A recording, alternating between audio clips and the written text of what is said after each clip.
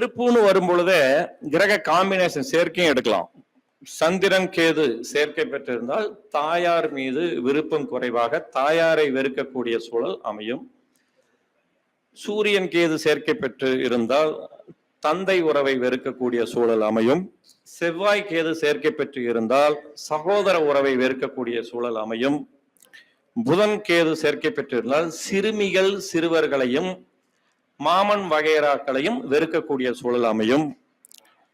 குரு கேது சேர்க்கை பெற்றிருந்தால் ஆசான்களை வெறுக்கக்கூடியவர்னு எல்லாத்துக்கும் சொல்லிடக்கூடாது, சிலருக்கு மட்டும்தான் சொல்லணும். எனக்கு மதிய சாப்பாடு தயாராக உள்ளது, நம்ம சாப்பிட போறோம். அவர் பாட்டுல ஒரு பேசி நானே சொல்லிடுறேன். அதாவது நான் ஒரு வித்தையை கையாள்வேன். பேச போற இடத்துல நிறைய பேர் பேசுவாங்க, எல்லாரும் பேசணும்னு விட்டுருவேன். அந்த சாப்பாடு நேரம் வரும்போது நான் அந்த நேரத்தை எடுத்துக்குவேன். அவங்கவுங்க சாப்பிட்ற நேரத்துக்கு சாப்பிட்டோம். யாரும் இங்க இருந்து நானும் கஷ்டப்படுத்த விரும்பல, அவங்களும் கஷ்டப்பட வேண்டாம். சாப்பிட போறவங்க போய் சாப்பிட்டு வந்துருங்க. நான் என்னுடைய கான்செப்டை முடிச்சுக்குவேன். இதுக்கு நம்ம முத்துப்பாண்டி ஐயா தான் இந்த லாஜிக்கு ரொம்ப ஒரு தூண் மாதிரி இருக்கிறாரு. நைட்டு கூட நீங்க நிதானமா வந்து இதை கேட்கலாம், புரியுதுங்களா? அதனால யாரும் இந்த பசியில உட்காராதீங்க. குறிப்பா 50-60 வயசு கடந்தவங்க தாராளமா போய் சாப்பிடுங்க. எனக்கு வருத்தம் கிடையாது, நானா விரும்பிதான் இந்த டைம் எடுத்துக்கிறேன், புரியுதுங்களா? அடுத்து சுக்கிரன் கேது திருமண வாழ்க்கை, வாழ்க்கை துணை, அத்தை, மூத்த சகோதரி சம்பந்தப்பட்ட உறவில் விருப்பு குறைவாக வெறுப்பு ஏற்படக்கூடிய சூழல் உண்டு. அடுத்து சனி கேது, இந்த இடத்துல வேலையாட்களை விரும்பாமல் அவர்களை கசக்கி பிழிந்து வேலை வாங்கக்கூடிய முதலாளியாக இருப்பார். சனி கேது சேர்ந்திருந்தா கொஞ்சம் முன்னாடிதான் சொன்னோம் வெறுப்பு விரக்தின்னு சொன்னாலும் அது ஒரு கேடர். 10ஆம் இடத்தில் இருக்கும் பொழுதோ 10ஆம் இடம் சம்பந்தப்படும் போதோ வேலையாட்களை கசக்கி பிழிஞ்சு ஈவி இறக்கம் இல்லாம கம்மி சம்பளம் கொடுத்து அதிகமா வேலை வாங்கக்கூடியவங்களா இருப்பாங்க. அந்த சனிக்கு அது சேர்ந்திருக்கும். அப்படி ஒரு தன்மையும் உண்டு. அதான் அடிக்கடி சொல்றேன், ஒரு விஷயம் 9ஆ திரும்பும், 108ஆவும் திரும்பும். அந்த நட்சத்திர ரீதியாகவும் நட்சத்திர பாதம் ரீதியாகவும். கிரகங்களும் அப்படித்தான், ஆதிபத்திய ரீதியா ஒண்ணு கொடுப்பாங்க, காரகத்துவ ரீதியா ஒண்ணு கொடுப்பாங்க. இந்த சந்திரன் கேதுல சூரியன் கேது இப்படி எல்லாம் இருந்தாலும் அந்த உறவுக்கு உண்டான ஸ்தானாதிபதிகள் கேந்திர திரிகோணத்தில் இருந்தால் பாதிப்பின் தன்மை குறைவாக இருக்கும். அடுத்தது கேதுவின் காரகத்துவம் போலி துறவி. அதாவது வேஷம் கட்டிக்கிட்டு துறவி மாதிரி இருந்து எல்லா வேலையும் பண்றவங்க தான் துறவி. 9இல் சுக்கிரன் கேது சேர்க்கை பெற்று இருந்தால் போலி துறவி. 9ஆம் அதிபதி 6, 8, 12 இருந்தால் போலி துறவி. ரிஷபம், துலாம், கன்னி, மீனத்தில், அது லக்னத்துக்கு எந்த இடமா இருந்தாலும் சரி, இந்த 4 ராசிகள்ல சுக்கிரனோட கேது சேர்க்கை பெற்று இருந்தால் போலி துறவியாக இருப்பார். 4ஆம் இடத்திலும் 10ஆம் இடத்திலும் செவ்வாய் சுக்கிரன் கேது சம்பந்தப்பட்டாலும் போலி துறவியாக இருப்பார். பொதுவா 10ல 3 கிரகம் 4 கிரகம் இருந்தாலே சன்னியாசி, ஞானி, ட்ரஸ்ட் இப்படி எல்லாம் சொல்லுவாங்க. ஆனால் அதுலயும் நம்ம சர்ச்சைக்குரிய சாமியார்களை நிறைய பார்த்துட்டு வரோம். மடம் இருக்கு, ஆதீனம் இருக்கு, பல இது இருக்கு. என்ன காரணம்? அந்த 4ஆம் இடத்துலயோ 10ஆம் இடத்துலயோ செவ்வாய் சுக்கிரன் கேது. ஏன்னா செவ்வாய் சுக்கிரன் இருக்கிற வரைக்கும் முழுமையா போக முடியாது.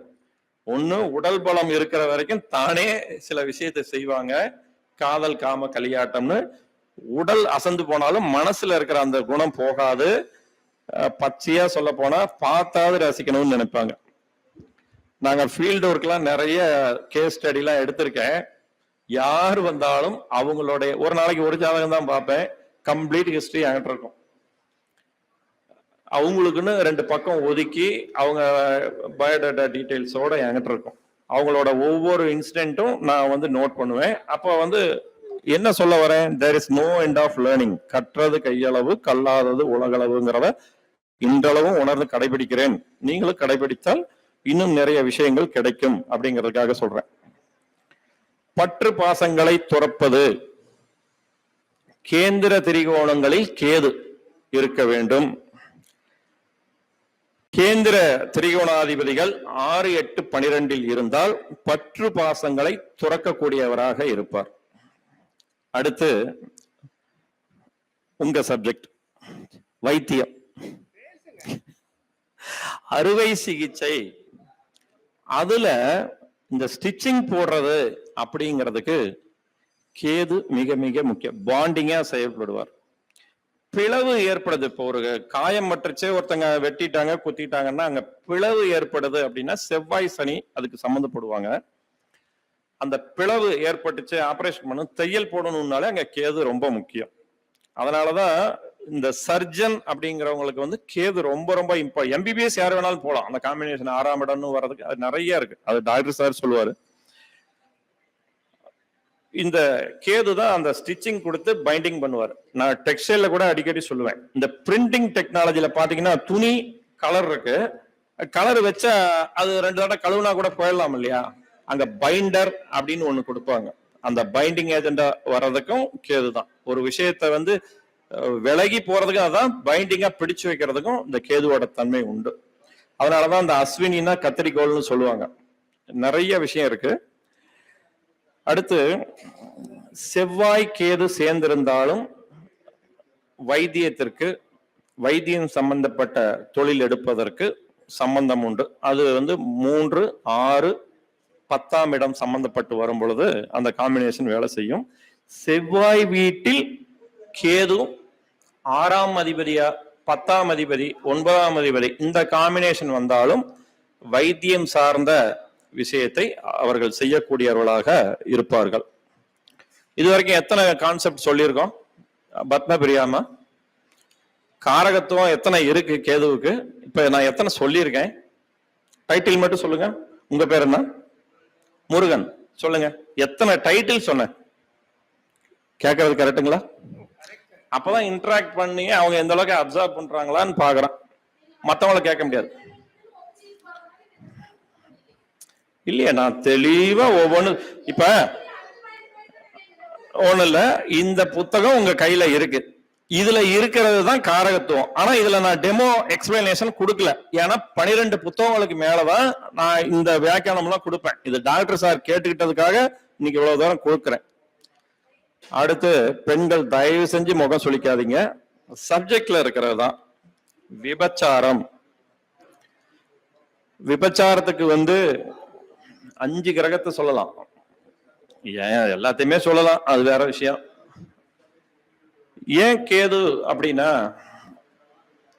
அடிக்கடி சொல்றேன், 1, 2, 4, 7, 8, 12 கேது இருந்து செவ்வாய் சுக்கிரனோ சுக்கிரன் சனியோ சம்பந்தப்பட்டு இருந்தால் விபச்சாரம் ஈடுபடக்கூடிய தன்மை உண்டு.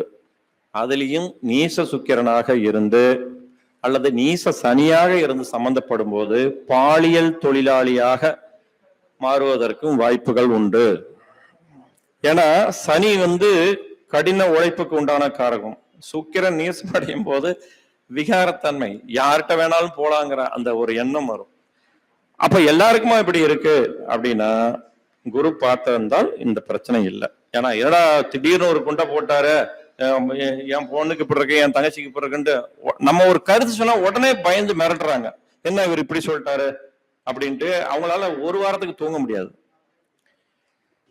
அடுத்து ரசாயன தொழில்நுட்பம். ரசாயனம்னாலே ராகு கேதுவோட தன்மை மிக மிக முக்கியம். கேது இருக்கிறாரு அப்படின்னா செவ்வாய் சம்பந்தப்பட்டு இருந்தாலோ ராகுவின் நட்சத்திர சாரத்தில் இருந்தாலோ, அதுவும் லக்னம் 2ஆம் இடம் 3ஆம் இடம் 4ஆம் இடம் 7ஆம் இடம் 10ஆம் இடம் 11ஆம் இடங்களில் இந்த கிரகங்கள் சம்பந்தப்பட்டு, அதாவது செவ்வாய் கேதுவோ ராகுவின் சாரத்தில் கேது இருப்பதோ ரசாயன தொழில்நுட்பத்தில் கைதேர்ந்தவராக இருப்பார். அதான் கெமிஸ்ட்ரி. ஆர்கானிக், இன்ஆர்கானிக் அது நிறைய பிரியும். நானே என்ன ரிசர்ச் பண்ணிட்டு இருக்கேன். 108 நட்சத்திர பாதத்தையும் 108 தனிமங்களோட பீரியாடிக் டேபிள் தெரியும் உங்களுக்கு, கெமிஸ்ட்ரி தெரிஞ்சுக்கும்.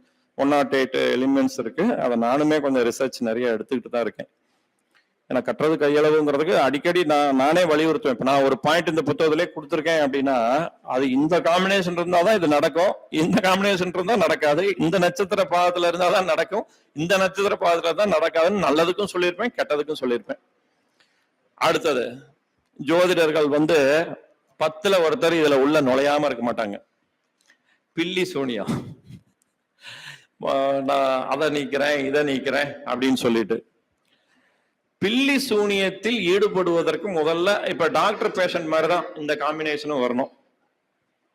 சந்திரன் கேது, சூரியன் கேது, செவ்வாய் கேது, இந்த 3 கிரகங்கள் சம்பந்தப்பட்டால் பில்லி சூனியம் தொடர்பு உண்டு. இதில் ஹீலரா இல்ல பாதிக்கக்கூடியவரா, அதாவது குணப்படுத்தக்கூடியவரா பாதிக்கக்கூடியவரா அப்படின்னு ஒண்ணு இருக்கு. கொஞ்சம் முன்னாடி எப்படி மருத்துவம் அப்படின்னு வந்தா நோயாளியா வைத்தியரான்னு பார்த்தோமோ, அந்த மாதிரி பில்லி சூனியம் அந்த நிகழ்வுனால பாதிக்கக்கூடியவரா அல்லது அதை குணப்படுத்தக்கூடியவரா அப்படிங்கிறது எப்படின்னா, இந்த காம்பினேஷன் திரிகோணத்துல இருந்து குருவோட 5ஆம் பார்வையோ 9ஆம் பார்வையோ இருந்தால் குணப்படுத்தக்கூடியவராக, பில்லி சூனியத்தால் பாதிக்கப்பட்டவர்களை இவர் குணப்படுத்தக்கூடியவராக ஜாதகர் இருப்பார். அப்ப யார் பாதிப்பாங்க அப்படின்னா, இந்த காம்பினேஷன் இதே கேந்திர திரிகோணங்கள்ல இருந்து குரு பார்வை இல்லாமல் குரு பலகீனம் அடைந்து அந்த கேந்திர திரிகோணாதிபதிகளும் இந்த காம்பினேஷன் உள்ள ஒரு வீடு இருக்கு இல்லையா, அவங்க லக்னத்துக்கு 6-8 பண்ணலாம், அவங்களும் மறைஞ்சு குருவும் மறைஞ்சு இந்த காம்பினேஷனை பார்க்காம இருந்தால் பில்லி சூனியத்தால் பாதிப்பு ஏற்படும். இப்ப இந்த இடத்துல இன்னொன்னு சொல்லணும். இந்த சந்திரன் கேது, சூரியன் கேது சேர்க்கை குரூர சஷ்டியாம்சத்தில் இருந்தாலும் நிச்சயம் பில்லி சூனிய தொடர்பு உண்டு. இந்த குரூர சஷ்டியாம்சம்லாம் வருதுன்னா 2 நிமிடத்துல அதோட தன்மை மாறுபடும். ஒரு லக்னம் அப்படிங்கிறது 120 நிமிடம் தோராயமாக, 2 மணி நேரம், 9 பாதம், 13 நிமிடம் சராசரிக்கு ஒரு நட்சத்திர பாதம் லக்னத்தோட சப்டிவிஷன் உழுவும். அதுல 2 நிமிடம் அப்படிங்கறதுலதான் இந்த ஒவ்வொரு சஷ்டியாம்சமும் பிராக்ஷன் ஆஃப் இதுல அப்படியே கன்வெர்ட் ஆகி வந்துட்டு இருக்கும். என்னன்னா, ஒரு ராசியில 60 தேவதைகள், சஷ்டியாம்ச தேவதைகளோட தன்மைகள் உண்டு. அது துல்லியமான ஜனன நேரம் தீர்மானிக்கப்பட்டு சரியான விதத்தில் கணிக்கப்பட்டு கணித விற்பனராக இருக்கக்கூடிய ஜோதிடர்கள் மட்டுமே அத்தகைய பலன்களை எடுத்து கோர முடியும். அதில் அடியேனும் ஒருவர் அப்படிங்கிறதுல தன்னடக்கத்தோட சொல்லிக்கிறேன். அதுக்கு நான் வாங்குற சார்ஜ் 5 டிஜிட்ல வரும். அடுத்து மனக்கோளாறு, இது வெரி சிம்பிள் காம்பினேஷன். சந்திரன் கேது, சூரியன் கேது, 3ஆம் அதிபதி கேது, 5ஆம் அதிபதி கேது சம்பந்தப்பட்டு இருந்தால் மனக்கோளாறு உண்டு. இந்த காம்பினேஷன் 6, 8, 12 இருந்தால் பைத்தியம் பிடிப்பதற்கும் வாய்ப்புகள் உண்டு. அதே மாதிரி அதாவது மனக்கோளாறு பைத்தியம், இது டைட்டில். சந்திரன் கேது, சூரியன் கேது இந்த காம்பினேஷன், 3ஆம் அதிபதியும் கேதுவும் சேர்க்கை, இது இன்னொரு கான்செப்ட். 5ஆம் அதிபதியும் கேதுவும் இந்த காம்பினேஷன்லாம் 6, 8, 12 இருந்தால் மனக்கோளாறு, சீரான மனநிலை இருக்காது. அதே மாதிரி 3ஆம் அதிபதி, 5ஆம் அதிபதி 6, 8, 12 அமர்ந்து கேது சாரத்தில் இருந்தாலும் இந்த பிரச்சனை உண்டு. அதுலயும் ஒரு லக்னத்துக்கு விதிவிலக்கு உண்டு.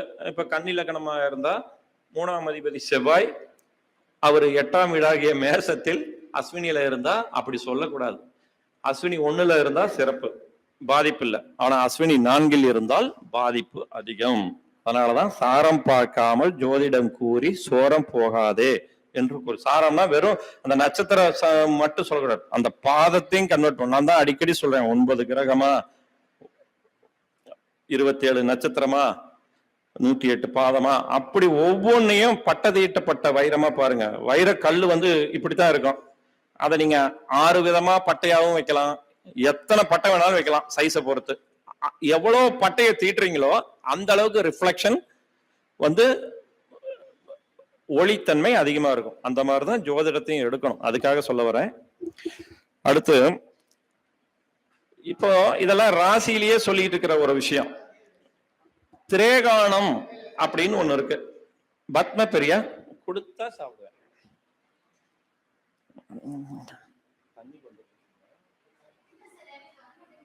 திரேகான லக்னத்தில்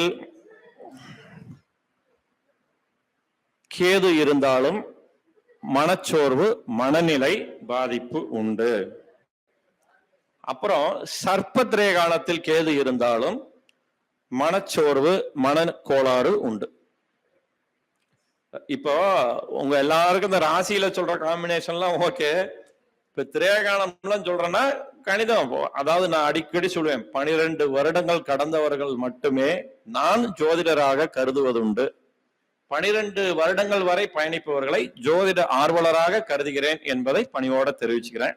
இதுக்கு நிறைய பேர் என்கிட்ட சண்டைக்கு வந்தாங்க, கோவப்பட்டாங்க, கோச்சிக்கிட்டாங்க. நீ கோச்சிக்கிட்டே இரு அப்படின்ட்டு. பாருங்க, கோச்சிக்கிட்டே இருந்தவொடனே இனிப்பு வருது.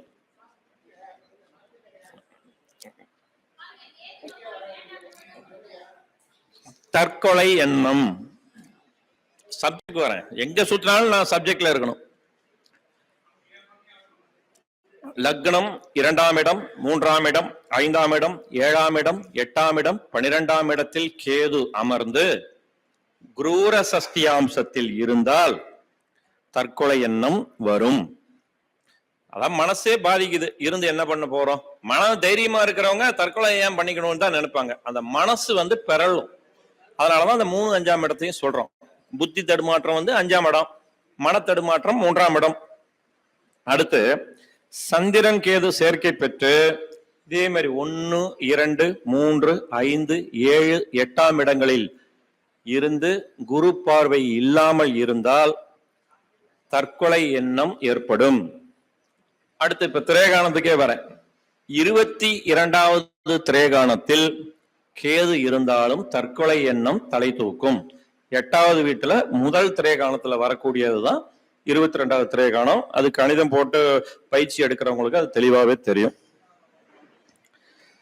அடுத்து இந்த 2ஆம் அதிபதியோ, 3ஆம் அதிபதியோ, 5ஆம் அதிபதியோ, 7ஆம் அதிபதியோ, 8ஆம் அதிபதியோ கேதுவோட சேர்க்கை பெற்று இருந்தால் தற்கொலை எண்ணம் மேலோங்கும். அடுத்து ஐயா காந்தா இப்படி பண்றியே அப்படின்னு ரத்த கண்ணீர் எம்மா ராதா சொல்றாரு. ஏன்? குஷ்டம். அந்த வெண் குஷ்டத்துக்கு காரகம் கேது. அப்போ தோல் காரகன் புதனுடன் கேது சேர்க்கை பெற்று குரூர சஷ்டியாம்சத்தில் இருந்தால் வெண்குஷ்டம் உண்டு. சரீரகாரகன் சந்திரனுடன் கேது சேர்க்கை பெற்று 6ஆம் அதிபதி தொடர்பு பெற்று குறிப்பாக சனியின் தொடர்போ அல்லது மகரம் கும்பத்தின் தொடர்போ ஏற்பட்டால் இந்த வெண்குஷ்டம் ஏற்படுவதற்கு வாய்ப்புகள் அதிகம். 8ஆம் அதிபதியும் தொடர்பு கொண்டு விட்டால் குணப்படுத்துவது கடினம். நல்லா புரிஞ்சுக்கணும். ஒரு நோய் வருது அப்படின்னா அதை மட்டும் சொல்றதை விட யாருக்கு குணமாகும் குணமாகாதுன்னு ஒரு விஷயம் சொல்லணும். 8ஆம் அதிபதியும் இதுல சிக்கிட்டா குணப்படுத்துவது கடினம். அதனாலதான் ஒரு சின்ன புள்ளியா வரும். அது பாத்தீங்கன்னா உடம்பு பூரா பரவிடும். பார்த்தா வெளிநாட்டுக்காரங்க மாதிரி இருப்பாங்க. கண் புருவம் வரைக்கும் அந்த வெண்குஷ்டத்தோட தாக்கம் ரொம்ப அதிகமா இருக்கும். லக்னத்துல புதன் கேது இருந்தாலும் இந்த தன்மை உண்டு. லக்னத்துல புதன் கேது இருந்தா பாலின குறைபாடு ஏற்படும். அதாவது ஆணாக இருந்தால் ஆணுக்கு அடையாளம் என்னங்க? கரெக்டா சொல்லுங்க. ஆணுக்கு அடையாளம் இப்படி எங்கேயும் சொல்லிவிடாதீங்க, அடிதான் விழுவோம். கொஞ்சம் கரெக்டா சொல்லுங்க, கரெக்டான டேர்ம்ஸ்ல சொல்லுங்க. இல்ல அது அது சம்பந்தப்பட்ட விஷயம் தான். மீசைன்னு சொல்றீங்க, இன்னும் கொஞ்சம் கிட்டக்க வாங்க. பெண்ணுக்கும் வீரம் உண்டு, பெண்ணுக்கும் வீரம் உண்டு. ஜான்சி ராணி லட்சுமி பாய் இல்லையா? கொஞ்சம் கரெக்டான டைமுக்கு வாங்க. மீசைக்கு வந்துட்டீங்க, இன்னும் கொஞ்சம் கரெக்டா சொல்லுங்க. மிடுக்கு, ஆணுக்கு அடையாளம் மிடுக்கு, பெண்ணுக்கு அடையாளம் என்னங்க? ஒரே வார்த்தை இல்ல, ஐயோ பயமுறுத்துறாரு. சொல்லுங்க. அழகு எல்லா பாலினத்துக்கும் உண்டு, அரவாணிகளுக்கும் அழகு உண்டு, அது வேற. பெண்ணுக்கு என்ன? அதான் கரெக்டான வார்த்தை சொல்லுங்க. கரெக்டா பணிவு ஆண் பெண் எல்லாருக்குமே உண்டு. இப்ப நான் சொல்றது இது இந்த ஆண்பாளுக்கு மட்டும் உண்டானது, பெண்பாளுக்கு மட்டும் உண்டானது. நீங்க கூட தான் இடுப்பை தொட்டா நான் கூச்சப்படுவேன், அது பொதுவானது. பெண்ணுக்கு அடையாளம் நளினம், ஆணுக்கு அடையாளம் மிடுக்கு. ஒரு ஆண் ஜாதகத்தில் புதன் கேது சேர்க்கை பெற்று இருந்தால் மிடுக்கு குறைபாடு ஏற்படுவதற்கு வாய்ப்புண்டு. பெண் ஜாதகமாக இருந்தால் நளினத்தில் முரண்பாடு ஏற்படுவதற்கு வாய்ப்புகள் உண்டு. அடுத்தது திரேகானம்னு ஒண்ணு அடிக்கடி சொல்லிக்கிட்டே வரேன். அந்த திரேகானத்துல 4ஆம் இடத்துலயோ 8ஆம் இடத்துலயோ இந்த சந்திரன் கேதுவோ புதன் கேதுவோ சம்பந்தப்பட்டு இருந்தால் வெண்குஷ்டம் ஏற்படும், இந்த மிடுக்கு நளின குறைபாடு ஏற்படும். அப்புறம் இன்னொன்னு ஒண்ணு இருக்கு, சஸ்தாம்சம் அப்படின்னு. சப்தாம்சம் வேற, அது குழந்தைகளுக்காக 7ஆ பிரிக்கிறது. சஸ்தாம்சம் ஈச் 5 டிகிரியா, 30 டிகிரி கொண்ட ஒரு ராசியை 5 டிகிரியா பிரிச்சு போடுறது சஸ்தாம்சம். இந்த கோர்ட்டு கேஸு, வம்பு வழக்கு, உடல் உபாதையோட ஸ்கேன் ரிப்போர்ட் சஸ்தாம்சம். சோடச வர்க்கத்தை நான் 12 வருஷம் படிச்சேன் சொல்லிக்கிறேன். ஆனா நான் இன்னும் கரை காணல, எனக்கு தெரிஞ்சதை நான் அப்ளை பண்ணி சொல்றேன். இந்த புத்தகத்திலையும் அப்படியே இப்பதான் திரேகானத்தை தொட்டு வந்துட்டு இருக்கேன், வரும். இந்த சஸ்தாம்சத்துல அந்த சஸ்தாம்ச லக்கணத்திலேயோ அல்லது அந்த சஸ்தாம்ச லக்கணத்துக்கு 4ஆம் இடத்திலேயோ இந்த கேது சம்பந்தப்பட்டு இருந்தால் வெண்குஷ்டம் வரும். ராசியில பார்த்தா தெரியாது, ஒருத்தவங்க ஜாதகத்தை பார்த்தா சொல்ல முடியாது. இந்த அளவுக்கு டீப் அனலைஸ் போகும்போது வரும். இதெல்லாம் கொஞ்சம் கிடைக்கிற அப்படி ஒருத்தவங்களை பார்த்தா அவங்க ஜாதகத்தை வாங்கிக்க வேண்டியது. ராசி நவாம்சம் உடனே இந்த மாதிரி விஷயத்துக்கு அனலைஸ் பண்ணுவேன். அப்படிலாம் எடுத்ததை ஏதோ அங்க கொஞ்சம் சொல்லிட்டு இருக்கேன். அடுத்து என்னது? விஷ ஜந்து தொல்லை. விருச்சிகத்தில் கேது ராகு இருந்தாலே விஷ ஜந்து தொல்லை உண்டு. என்ன லாஜிக்? அதாவது சந்து பொந்து அப்படிங்கிறது விருச்சிகம், இது போய் ஒண்டிக்கிட்டு இருக்கோம் அங்கதான்.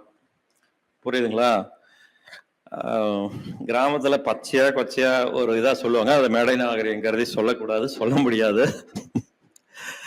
விருச்சிகத்தில் கேது இருந்தாலும் சர்ப்ப திரேகானத்தில், கொஞ்சம் முன்னாடி திரேகானத்தை பத்தி சொன்னோம், அது எந்த ஸ்தானமா இருந்தாலும் சரி, லக்னத்துல இருந்து 12 பாவகத்துல கேது எங்க இருந்தாலும், ராசி கட்டத்துல இருந்தாலும், திரேகானம் சர்ப்ப திரேகானத்துல கேது இருந்தார்னா விஷ ஜந்துக்களால் தொல்லை அவதி உண்டு. அடுத்து ராசி கட்டத்திலேயே பாத்தீங்கன்னா லக்னம் 2ஆம் இடம், 4ஆம் இடம், 7ஆம் இடம், 8ஆம் இடத்தில் கேது இருந்தால் விஷ ஜந்து தொல்லை உண்டு. 12ஆம் இடத்தில் இருந்தால் தூக்கத்தில் கனவிலும் பாம்பு கனவு வருது, பாம்பு கடிச்ச மாதிரி வருது, இந்த 12ஆம் இடத்துக்கு சம்பந்தப்படக்கூடியது. அடுத்து மகான்கள் ஞானிகள் தொடர்பு. எல்லாருக்குமே ஞானிகள் தொடர்பு உண்டு. ஆனா நாம உருவகப்படுத்தி வச்சிருப்போம்.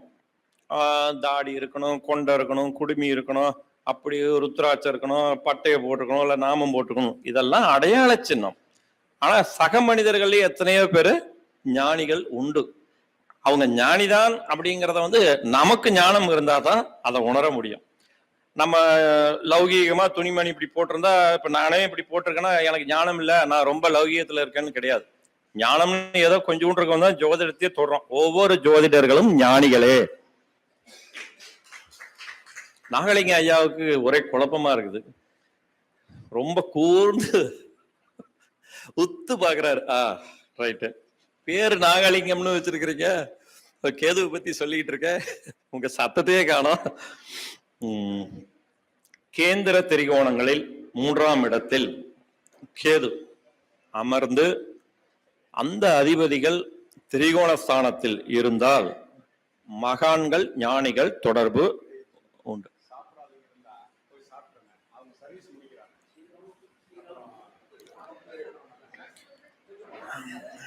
இன்னும் 2 பாயிண்ட் தான்.